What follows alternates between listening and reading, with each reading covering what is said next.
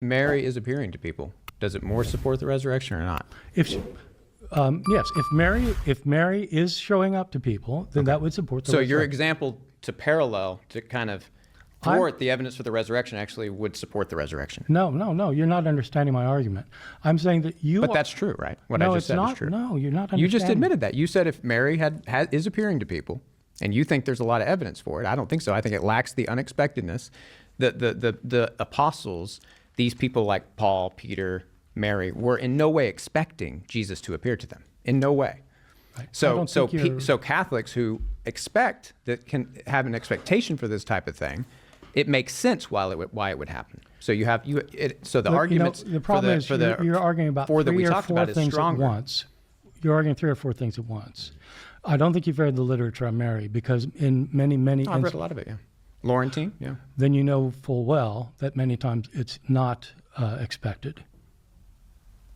So because if you've read the literature, no, of course it's expected. That's the point. No, then you haven't read the literature. There are many testimonies of people who don't expect it and can't believe it.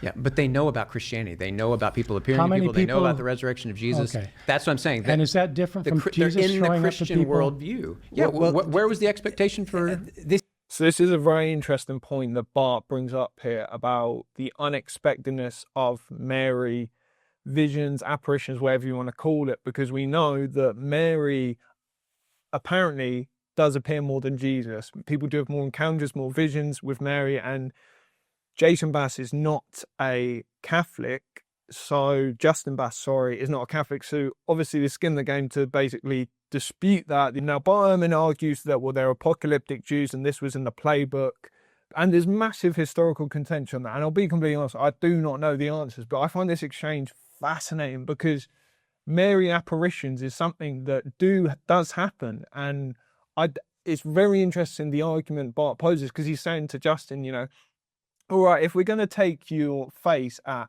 visions, apparitions, well, what about all these, visions of Mary? Do we have them with the same weight? And if not, why not? And then why should we follow the same visions and apparitions of Jesus?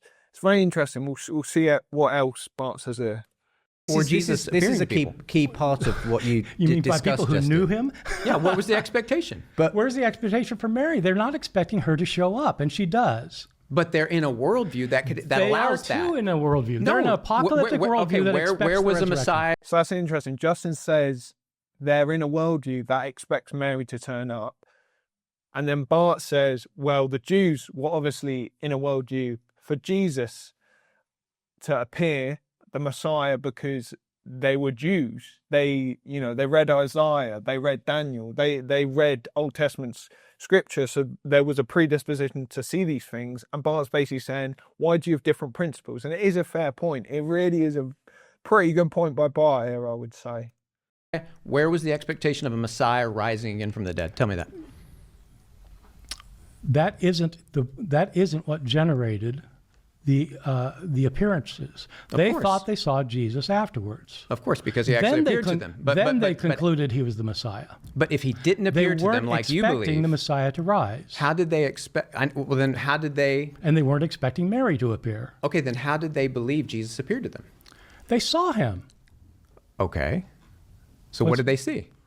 Well, how do we know? What do they see when they see Mary? You don't think they see Mary. Well, that's what I'm saying. I think some of the evidence for the Mary is they saw something. Well, I think they saw something with Jesus too, of course. Yeah. I've never argued against that. But that's the thing. It led them to say something that was completely unexpected. Yes. So I think it's compelling evidence can I just, that it actually is the raised Jesus. 10 to the dozen here, and I just want to, for the sake of the viewer or listener, I just want to be really clear on this point that you're making at this point, Justin, because there's a lot of different points being thrown out here. But it's that you say that the idea of a resurrected Messiah who had been crucified and resurrected was completely unexpected in that Jewish culture, and therefore is what you're essentially saying. It's unlikely they would have made something like that up. Yeah. There had to be some kind of experience that came behind that claim because it was such an unexpected claim. Whereas I think what I understand you saying, appearances of the Virgin Mary, although they may not have been expected in that moment or whatever by the people who are experiencing them, there is a general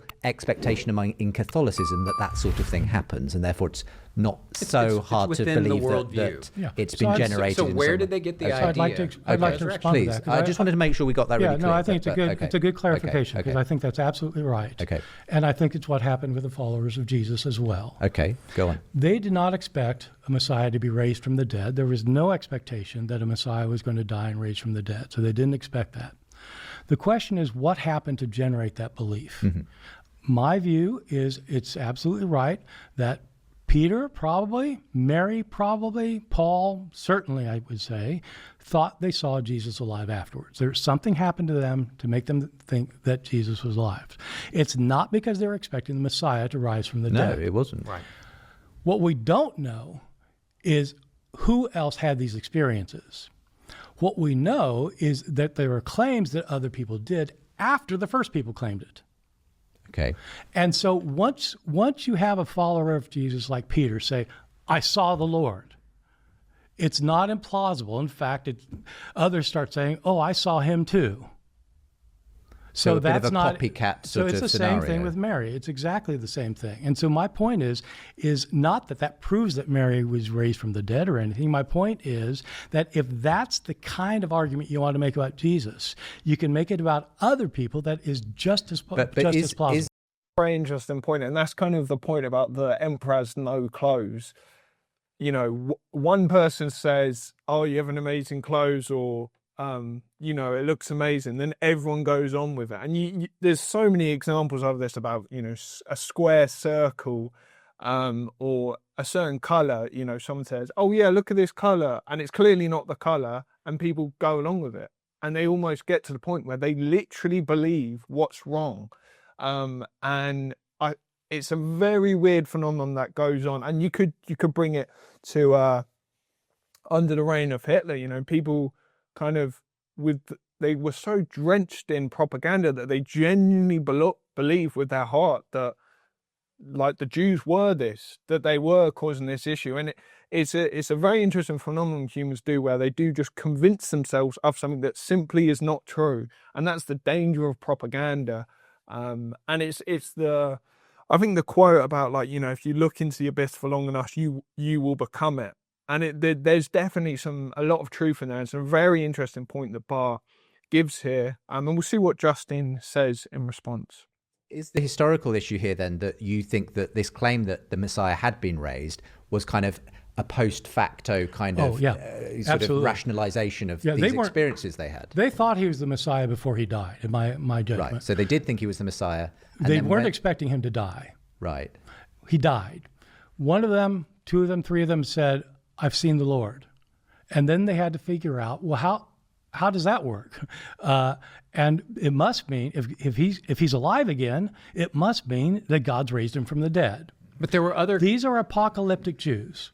Apocalyptic Jews, the only way they can imagine life after death is an embodied existence. They don't believe the soul lives on after death.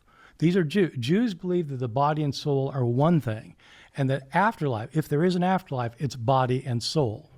That if they see Jesus alive afterwards, it must mean that his soul has come back into his body. How does that happen? It can only happen when God does it. Okay. God has raised him from the dead. Once they say they raised him from the dead and they already knew he was the Messiah, that's when they start saying the Messiah was raised. Quick response, and we'll go to a break, and then we'll carry on. I was just going to say, but there's other categories that they could have, as Jews, thought of. The Maccabees died horrible deaths, and they believe they lived on, exalted in the heaven.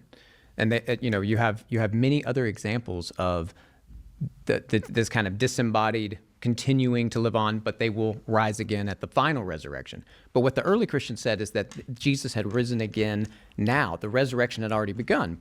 Bart agrees with that. But where did that idea come from? That's the unexpectedness. Yeah, it came from it's completely unexpected. Right. But you're saying they put it together. You're saying they're the geniuses who put this innovative, unparalleled idea that has changed the world. That all goes back to the brain of Mary Magdalene? I'm changing the world has nothing to do with it. The issue is, what does an apocalyptic Jew... It did change the world, though, right? So that's an interesting point. He says it changed the world. And Bart's making the point how he's basically trying to separate the argument of how saying Christianity changed the world is one thing, but that doesn't have any validity to the truth, in the sense that loads of things can catch on and change the world, I mean, I would argue, as a Christian myself, I would say, what are the chances that a guy from Nazareth, from a irrelevant place, not a wealthy man at all, who didn't fight anyone, who didn't, have a war with anyone, who you would think that would not be the man to conquer the world from love. You would not think that this man would have more books written about him than anyone in history, and he never even wrote anything himself. You wouldn't think that people would risk their lives to die to say that this guy is Messiah, Lord. Now, people still do that on things that aren't true. We know that. But it's all this combination of multiple things where you do question, like, it is something, isn't it? Like, I'm a Christian, so I'm going to be honest. I have complete bias when I speak about this. I do believe Jesus was Messiah. I do believe that man was divine. I do believe he did really walk on water. I believe he did really perform miracles. I do truly believe he died and rose again and appeared to people. I do believe that. In my honesty of my heart, I know I have massive bias. I grew up in the West. I grew up in this culture. If I was in Saudi Arabia, I'm sure I'd have a completely different view. If I was, I completely understand the argument, and there's a lot of weight to it, as Christopher Hitchens points out. But I can't help what I know, and I can't help what I believe, even if it is my product and my circumstance. I do believe Jesus was Lord. Jesus was the Messiah. And it's a very interesting dialogue here about that. And Bart, I do like how Bart separates it, because it's easy when you have arguments or so to kind of chuck so many things at someone and then kind of scrabble pieces together and dissect it. But Bart's very concise, and he's like, no, let's pick apart this, let's pick apart that, and Justin's making a point, well, no, it's a plethora of things that add the weight, add the magnitude to, Jesus claiming to be God, being the truth. So it's a very interesting exchange here. Apocalyptic Jew think if they see somebody who had died, who's alive now. Now, when you see your grandmother in your bedroom 2 weeks after she died, typically today, this happens a lot, 1 out of 8 people in our country have a vision of a deceased loved one and are convinced they're alive again, or that they're alive. In our context, we believe that the body and the soul are separable, and the soul lives on afterwards. So when you see your grandmother in your bedroom, as 1 out of 8 people, not necessarily your grandmother, but some beloved one, typically what you think is their soul's gone to heaven, they've come down to visit me, because that's our mentality of an afterlife. But apocalypticists don't have that. They don't have that view. Their view is that if somebody's alive after they died, it has to be a resurrection, because the soul doesn't exist outside the body. Interesting. So Bart really pushes a assertion there of how an apocalyptic Jew would think, right? And the question there is it true to affirm that? Now, I would argue Bart is an extremely knowledgeable guy. He knows the Bible. He knows what Jews thought back to front. And I do think there's a lot of validity to him saying that. I'll be honest, I do not know enough about it. I have not studied enough about it to question if he's right or wrong there. And Justin's response, if what Bart says is true, does really need to counter that, because it pushes a plausible case for why they would have thought that this, Jesus of Nazareth was raised from the dead. So when they see Jesus, he's got to have a soul back in his body, which means God has raised him from the dead. That's the first thing they know, and they don't have any theology about it. It's just, oh my God, he's come back from the dead, and then they work it out. Quick response, and we'll go to our break. No, Josephus, for example, definitely believes souls exist. He's not an outside. Apocalyptic Jew. Well, why he's not? He's anti-apocalyptic. I don't know if you've studied Josephus. Josephus is famously anti-apocalyptic. We're talking about apocalyptic Jews. Bart assumes that they just saw something, but he hasn't explained to us what they saw. And whatever they saw changed their complete worldview. I don't know what you see when you see your grandmother either. Okay, but I definitely don't say she's raised from the dead. You say she's still alive. Well, but she's still dead though, right?